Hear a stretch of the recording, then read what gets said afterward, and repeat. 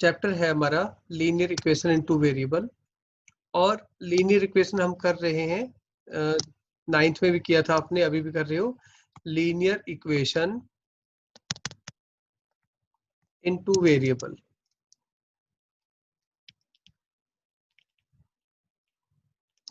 अब बच्चों हमने इसके 3 मेथड किए थे। पहला मेथड हमने किया था एलिमिनेशन मेथड, ठीक है। सबसे पहला जो मेथड हमने किया है वो किया था एलिमिनेशन मेथड, ओके। दूसरा किया था क्रॉस, ओके। तीसरा कौन सा मेथड था? सब्स्टिट्यूट करना, ठीक है। बट अब मैं कुछ आपको एग्जांपल लिख रहा हूं कि हमेशा ही सोल्व करना पॉसिबल नहीं होता किसी भी दो लीनियर इक्वेशन को। जैसे एक एग्जांपल लिया कि 2x + 3y = 5 and 4x + 6y = 7। अगर मैं इनको सोल्व करता हूं, सपोज हम एलिमिनेशन मेथड लगाते हैं, इसको 2 से मल्टीप्लाई करो, इसको 1 से करो। हमने क्या किया, कोफिशिएंट इक्वल कर दिए x वाले। क्या बना बच्चे यहाँ पे? 4x + 6y = 10, फिर 4x + 6y = 7। तो अब ये देखिए, जब हम यहाँ पे साइन चेंज करेंगे तो ये भी कैंसिल, ये भी कैंसिल, और ये आया आपके पास 0 + 0 = 3, यानी कि 0 = 3। तो अगर ये 0 = 3 आया तो क्या ये पॉसिबल है? नॉट पॉसिबल, है ना। तो एक तो ये कंडीशन आ गई। तो फिर हम x की वैल्यू क्या निकालें और y की वैल्यू क्या निकालें, ये एक बहुत बड़ी प्रॉब्लम है। एक एग्जांपल और मैं लेके चलता हूँ। सपोज आपके पास क्वेश्चन आया 2x + 3y = 5 और 4x + 6y = 10। तो बच्चों अगर पहले वाली इक्वेशन को 2 से, इसको 1 से मल्टीप्लाई कर दूं, तो जो न्यू इक्वेशन आपके पास बनेगी वो क्या बनेगी? ये बनेगी 4x + 6y = 10, ठीक है। और ये वाली सेम आ जाएगी, 4x + 6y = 10। जब हम इनको सब्ट्रैक्ट करेंगे साइन चेंज करके, तो ये सब खत्म, 0 = 0। तो यहाँ से भी x की वैल्यू नहीं निकली, ना यहाँ से y की वैल्यू निकाली, ठीक है। तो अगर ऐसी कोई सिचुएशन आ जाती है, हमें कैसे लगेगा पता कि हमें ये वर्कआउट करना है या नहीं करना है इसके लिए, ठीक है। तो अब हम क्या करेंगे इसके लिए? हम इसके लिए क्या करना चाहेंगे, हम कोई कंडीशन बनाना चाहेंगे कि जिससे हमें ये लग जाए पता कि ये जो लीनियर इक्वेशंस हैं ये सोल्व हो सकती हैं या नहीं सोल्व हो सकती, ठीक है। तो बच्चों अब हम इन जनरल अब हम कंडीशंस बनाने जा रहे हैं, ठीक है। Important conditions for linear equation into variable, ठीक है। लीनियर इक्वेशंस, तो मैं यूं कहता हूं कि consider a pair of equation, okay, a pair of equations। कौन सी वाली equations है ये देखिए ध्यान से। मैं कहता हूं इन जनरल ये a1x + b1y = c1, a2x + b2y = c2। Suppose इस तरह की कोई इक्वेशन आ गई आपके पास। आप सबसे पहले क्या करेंगे, आप सबसे पहले बच्चों a1/a2 का और b1/b2 का रेशियो फाइंड करो। यानी कि आप पहले इन दोनों का रेशियो फाइंड करो, फिर आप इन दोनों का रेशियो फाइंड करो, फिर देखो कि वो इक्वल है या इक्वल नहीं है। यही दो केस बन सकते हैं ना। पहले तो यही दो केस बनेंगे भाई, कि a1/a2 b1/b2 के इक्वल है या नहीं है। If a1/a2 is not equal to b1/b2, या if a1/a2 is equal to b1/b2, then what happens? तो हमें क्या पता करना है, देखो ध्यान से। अगर a1 upon a2 is not equal to b1 by b2 हो तो हम बोलते हैं कि ये जो सेट है ना इक्वेशंस का, स्टार बोल देता हूं मैं इसको, ठीक है, the system of equation, the system of equation has unique solution, ठीक है। यूनिक सोल्यूशन मतलब एक्स और वाई की वैल्यू निकलेंगी और वो यूनिक होंगी, ठीक।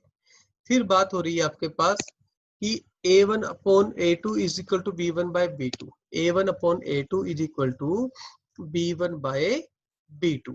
तो अब इसके लिए क्या होगा भाई, जरूरी तो नहीं है कि a1 upon a2 is equal to b1 और b2 पे कोई कंडीशन बने, बिल्कुल कोई कंडीशन नहीं बनती। इसके लिए हम चेक करेंगे इसके बाद कि क्या वो c1 अपॉन c2 के इक्वल है या नहीं है, मतलब c1 अपॉन c2 के इक्वल होगा या नहीं होगा, मतलब पहले दो तो इक्वल है, तीसरा इक्वल है या नहीं वो चेक करना पड़ेगा, है ना। तो इसलिए ये केस 3 बन गए आपके। जो आपके पास सेकंड केस बनता है ये वाला केस, इसमें आपके पास होते हैं इनफाइनाइट लाइन, इनफाइनाइट सॉल्यूशन, इसको बोलते हैं इनफाइनाइट सॉल्यूशन। और ये जो वैल्यू है आपके जो ये लिखा है इसमें होता है नो सॉल्यूशन। क्या होता है? No solution. तो ये आपको तीन वैल्यूज आपको पता होना चाहिए, तीन मीनिंग है इनके अलग अलग, और इन्हीं को हम क्या बोलते हैं, जैसे आपको पता है कि दो स्ट्रेट लाइन है ना, ये दो स्ट्रेट लाइन है, इनका जब ग्राफ बनाएंगे तो स्ट्रेट लाइन बनेगा, ठीक है ना। तो इनफाइनाइट सॉल्यूशन का मतलब होगा कि पैरेलल लाइन होंगी, ठीक है, और बट कोइंसिडेंट होंगी, पैरेलल एंड कोइंसिडेंट। अब कोइंसिडेंट का मतलब क्या होता है? लाइन के ऊपर लाइन, ओके, कोइंसिडेंट लाइंस।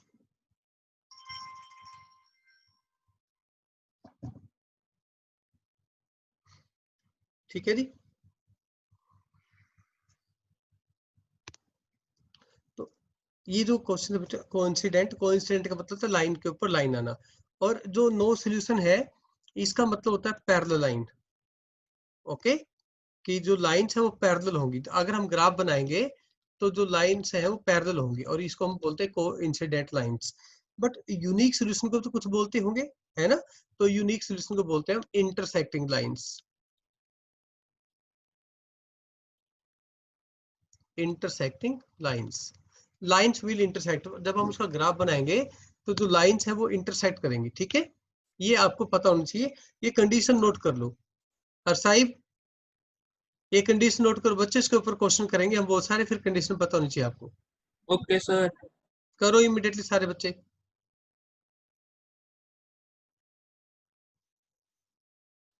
और ये जो पहले दो कंडीशन है ना ये वाली, इन दोनों को बड़े ध्यान से देखना, इनमें लिखा हुआ है कि सॉल्यूशन है, चाहे वो यूनिक हो या इनफाइनाइट।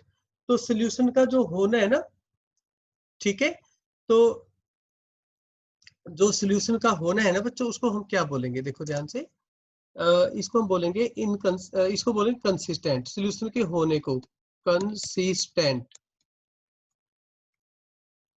ठीक है। और जो नो सॉल्यूशन उसको बोलेंगे इनकंसिस्टेंट, ठीक, ये आपको पता होना चाहिए। हो गया नोट डाउन? सर एक सेकंड।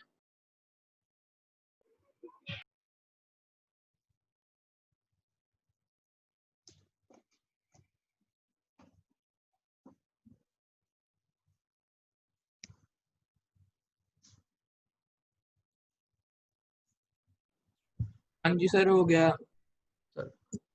सबका हो गया, स्क्रीनशॉट भी ले सकते हो आप बच्चों। अब मैं तुम्हें एक एग्जांपल से समझाता हूँ, ठीक है। माइक म्यूट करो। Suppose we have a question 2x minus 3y is equal to 7, और जो दूसरी इक्वेशन है आपके पास वो है 3x प्लस में 2y, इसको हम लिख देते हैं बच्चे माइनस में 1, और ये लिख देते हैं 5। तो ये है सेट ऑफ इक्वेशंस। अगर मैं इसको कंपेयर करता हूँ, कंपेयरिंग विद ऐसे a1x plus b1y is equal to C1 A2X plus B2Y is equal to C2। तो एक काम करो, इसको पहले वाले को पहले वाले से कंपेयर करो, दूसरे वाले को सेकंड वाली इक्वेशन से कंपेयर करो। तो अब मैं लिख देता हूँ कि जो A1 है वो तो 2 है, जो B1 है वो -3, जो C1 है वो -1। ऐसे ही जो A2 है वो 3 और जो B2 है वो 2 और जो C2 है वो 5 हो गया।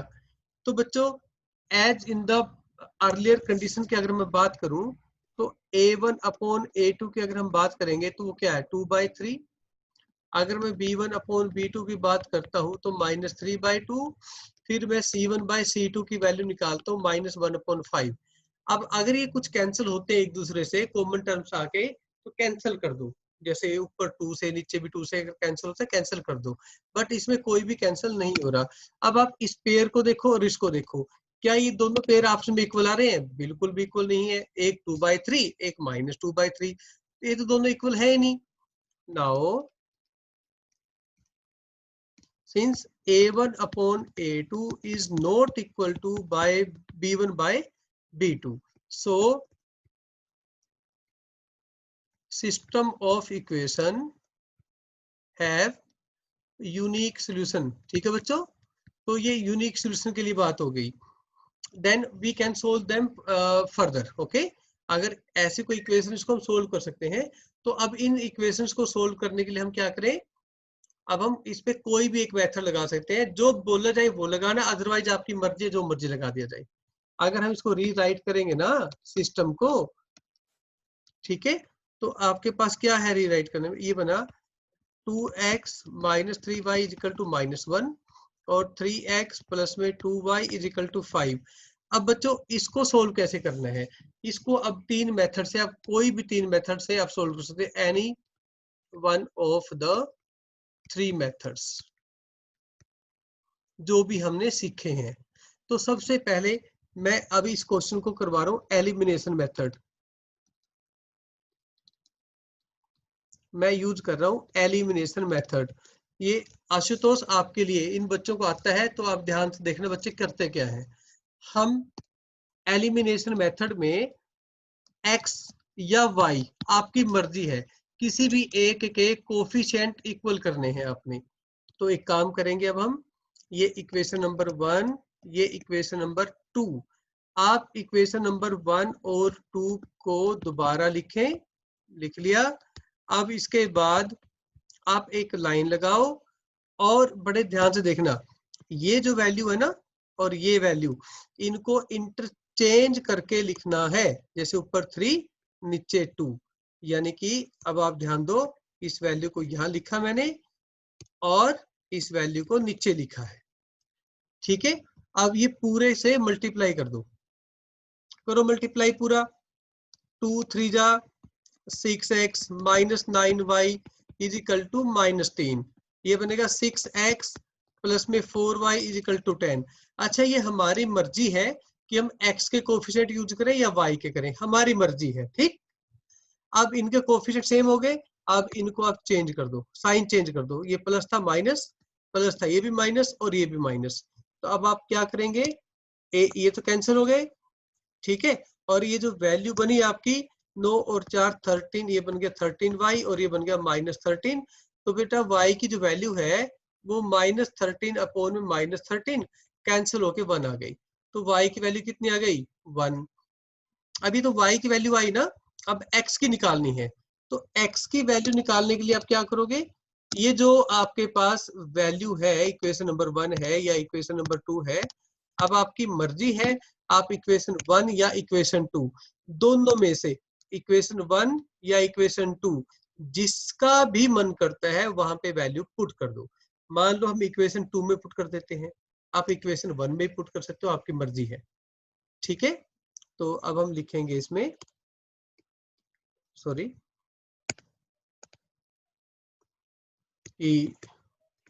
Put y = 1 in equation number 2। मैं इक्वेशन नंबर 2 में कर रहा हूँ, ये 3x प्लस 2y = 5 था ना, अब इसमें y की वैल्यू पुट कर दो, अब इसमें y की वैल्यू पुट कर दो, 2 × y की वैल्यू = 5। तो 3x प्लस में 2 इज इक्वल टू 5, तो 3x is equal to 5 minus 2, तो बच्चों 3x इज इक्वल टू 3 और x की वैल्यू आ गई 3/3 यानी कि 1। ठीक है, तो इस पर्टिकुलर क्वेश्चन में x की वैल्यू 1 और y की वैल्यू 1, आपका ये रिजल्ट आ गया और आपने क्वेश्चन को क्या किया, सोल्व कर दिया। हाँ, मैंने मेथड यूज किया एलिमिनेशन, आपको कौन सा यूज करना है, आपकी मर्जी। अगर वहां पे मेंशन हो कि इसको तो जी एलिमिनेशन से करना है तो ही एलिमिनेशन से करना है। अगर आपको कहा जाए कि क्रॉस मेथड यूज करो तो आपको क्रॉस मल्टीप्लिकेशन वाला मेथड यूज करना है। अगर आपको सब्स्टिट्यूशन वाला बोला जाए तो आपको तब वो यूज करना है। जो मेथड आपका मन करता है वही मेथड आपको यूज करना है। ओके, कोई कंफ्यूजन नहीं होनी चाहिए। अब हम एक क्वेश्चन कर रहे हैं। मान लो आपके पास क्वेश्चन है 2x plus 3y is equal to 5 और मान लो 4x plus 6y is equal to मान लो 7। तो अब एक काम करें हम यहाँ पे, अब यहाँ देखिए आप a1 की वैल्यू कितनी है 2, b1 की कितनी है 3, c1 की क्या है 5। ये कहाँ से आया, पहली इक्वेशन से। फिर a2 की वैल्यू कितनी है 4, b2 की वैल्यू कितनी है 6, c2 की वैल्यू कितनी है 7। तो ये a2 b2 c2 कहाँ से आया, आपकी सेकंड इक्वेशन से आया। तो अब हम क्या करें, अब हम पहले चेक करेंगे a1 अपॉन में a2, वो तो आया 2/4, कैंसल करके वैल्यू बनी 1/2। फिर आप निकालो b1 अपॉन में b2, ये बना 3/6। तो बच्चों कैंसिल किया, ये भी 1/2। फिर आप निकालो अब c1/c2, तो c1/c2 5/7 और ये कैंसिल नहीं हो सकता। यहां से जो कंक्लूजन निकला है वो क्या है, कंक्लूजन ये है कि a1 अपॉन में a2 अगर b1/b2 आ गया ना, ये देखो ये भी 1/2 और ये भी 1/2, दोनों ही 1/2 है ना यहाँ पे। ठीक है, ये इक्वल आ गई, बट ये वैल्यू c जो थी वो 5/7 थी, वो इक्वल नहीं है, ये वैल्यू आपस में इक्वल नहीं हुई। तो ये कंडीशन किसकी होती है, ये देखो ये कंडीशन किसकी होती है बच्चे, कि पहले दो इक्वल होंगे और लास्ट वाला इक्वल नहीं होगा। ये कंडीशन किसकी होती है, नो सॉल्यूशन, यानी कि पैरेलल लाइंस, यानी कि इनकंसिस्टेंट। तो अब हमारा क्या सिस्टम क्या है, therefore system of equation have या possesses no solution। ठीक है, और जो पेयर ऑफ लाइंस है ना आपका, pair of equation, pair of linear equation will be parallel.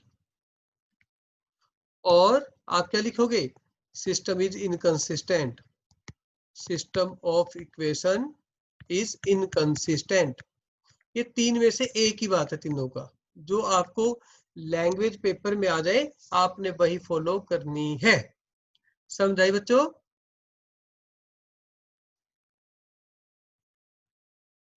आपको समझाएगी सबको। हाँ जी सर। ओके, तो अब मुझे ना ये सर क्वेश्चन, एक डाउट है, बोल बेटा। फिर कंक्लूजन निकालने से फायदा क्या होता है? आगे सोल्व नहीं करेंगे ना हम इसको, अदरवाइज क्या होगा, सोल्व करके हमें पता ही लगेगा कि वो आगे चलना नहीं करना है ना। Okay sir. अब 2x plus 3y, 2x is equal to minus में 1, तो ये आपके पास ये माइनस था। ठीक, और अब वैल्यू आई आपके पास -4x plus 6y, okay, is equal to 2। अब इसके बारे में बताओ, find nature of the equation, find nature of equations. चलो फटाफट करो, मैं रिकॉर्डिंग पॉज कर रही है, करो जल्दी शाबाश। अब आप कंडीशन बताओ मुझे, यूनिक सोल्यूशन की क्या होती है। ये देखो इस क्वेश्चन में देखो, इसमें आपको दे रखा है फाइंड वैल्यू ऑफ के if system has unique solution. तो भाई यूनिक सोल्यूशन के लिए कंडीशन क्या होती है आपकी, तो जो यूनिक सोल्यूशन है उसके लिए कंडीशन होती है कि a1 upon a2 it should not be equal to b1 by b2। तो यहाँ से a1 अपॉन a2, तो a1 upon a2 should not be equal to b1 by b2। तो a1 की वैल्यू 1, a2 की value 3 is not equal to b1 की value minus के, b2 की वैल्यू 2। तो अब इसको क्रॉस मल्टीप्लाई करो। आप एक काम करो, इस 2 को आप ऊपर लेके चले जाओ, है ना, ये आ गया 2/3 should not be equal to minus k, यानी कि जो k की वैल्यू है it should not be equal to -2/3, यानी कि k की वैल्यू -2/3 के अलावा जो मर्जी वैल्यू हो तब जाके सिस्टम का जो सोल्यूशन है वो नो सोल्यूशन होगा। और अगर हम इस कंडीशन की बात करें, यहाँ पे जो कंडीशन है क्या बोले इसने, इनफाइनाइट सोल्यूशन। देखो इनफाइनाइट, इनफाइनाइट का मतलब होता है कि a1 अपॉन में a2 is equal to b1 by b2 is equal to c1 by c2। तो यहाँ आप लिखोगे फॉर इनफाइनाइट सोल्यूशन, ठीक है। तो a1 अपॉन a2 मतलब k -1 अपॉन k प्लस में 1 is equal to 3/6 is equal to 7 upon 5k minus में 1। अब आपको k की वैल्यू चाहिए ना भाई, तो k की वैल्यू आप पहले एक काम करना, पहले इन दो को इक्वेट कर दो, फर्स्ट 2 को, फिर आप लास्ट के 2 को इक्वेट कर दो, k की वैल्यू आ जाएंगी। तो ये अलग अलग क्वेश्चन में अलग अलग करना पड़ सकता है आपको, ठीक है। वो हम देखेंगे क्या करना है। k -1 upon k plus 1 is equal to 3/6 cancel हो गए तो 1/2 बचेगा ना, ये 1/2, 1/2 is equal to 7 upon 5k minus में 1। आप ऐसा भी कर सकते हो, ठीक है। तो इसकी वैल्यू करो आप क्रॉस मल्टीप्लाई करके, ये बन गया आपको 2k माइनस में 2 is equal to k plus में 1, क्रॉस मल्टीप्लाई कर दिया, और 2k माइनस में k is equal to 1 plus में 2, तो k इज इक्वल टू आया बच्चे 3, और इसको करो क्रॉस मल्टीप्लाई, 5k माइनस में 1 इक्वल टू 14, तो 5k is equal to 15, k की वैल्यू 3। अच्छा इसमें एक खास बात देखो कि दोनों जगह k की वैल्यू 3 आ गई, ओके, तो इसका मतलब k की वैल्यू 3 ही है और वही लेनी है। सपोज एक जगह k की वैल्यू 3 आ जाती और एक जगह k की वैल्यू 5 आ जाती, तो हम फिर कहते कि ये वैल्यू नहीं लेनी, k की वैल्यू एग्जिस्ट नहीं करती। क्लियर है बच्चों? Okay yes sir.